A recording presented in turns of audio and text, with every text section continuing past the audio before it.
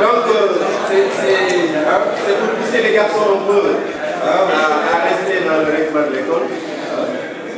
Alors, la journée de l'enfant groupe, c'est le matin, réveil 6 heures, un petit tour dans le camp, un peu de sport.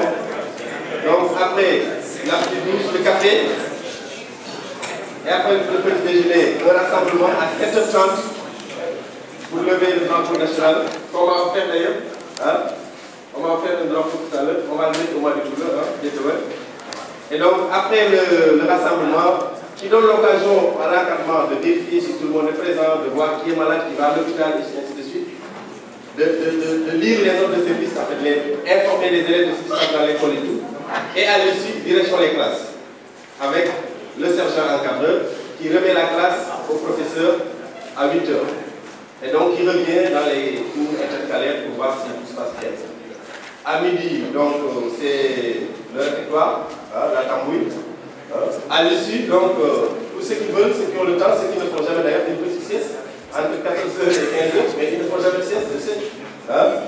Et à 15 h, retour en classe, 18 h, on fait les cours, le dîner à 19 h, le foyer pour ceux qui veulent. À partir de 20 h, l'étude, jusqu'à 21 h, artillerie pour les petits, et jusqu'à 22 h, l'étude du soir pour les grands. Les heures d'études sont surveillées par les chefs de classe aussi.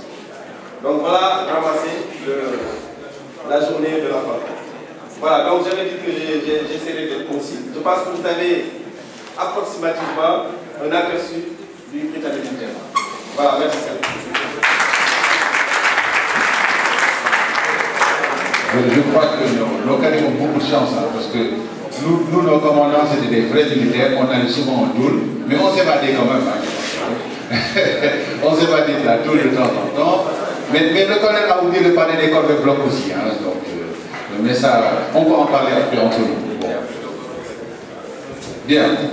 Donc pour le programme de la journée, je crois qu'il y a aussi une autre innovation dont le président avait beaucoup parlé tout à l'heure, c'est qu'on va essayer cet après-midi de favoriser l'échange direct entre les écoles de formation supérieure et notamment ceux qui sont des candidats à ces écoles-là, notamment les sortants. Donc cette matinée, on va la passer à faire une petite présentation des écoles. Donc les écoles vont passer par ordre alphabétique, faire des petites présentations, vraiment de moins de 10 minutes, si c'est mieux, de moins de 10 minutes, pas plus de 10 minutes. Okay? On a des contraintes de temps, donc pas plus de 10 minutes. Les écoles vont passer pour faire les petites présentations, montrer ce que c'est que notre école, qu'est-ce qu'ils font comme formation, sans rentrer dans les détails, c'est pas la peine. Et quelles sont leurs valeurs, disons, et quel est leur avantage concurrentiel. Ça, je crois que ce sera l'essentiel. Donc, je crois qu'en moins de 10 minutes, on peut sortir ces informations. Donc, notamment, on va commencer par des écoles invitées, ensuite, on va passer aux écoles militaires. Voilà. Mais avant cela, cet après-midi du mois, maintenant, s'il vous plaît, après le déjeuner, on va essayer d'organiser un peu la salle pour que chaque école puisse avoir sa petite table et discuter directement avec les sortants qui auront l'occasion de mieux s'informer, de mieux comprendre ce qui se passe, éventuellement même se préinscrire notamment pour que dès l'année prochaine ils puissent rejoindre les écoles.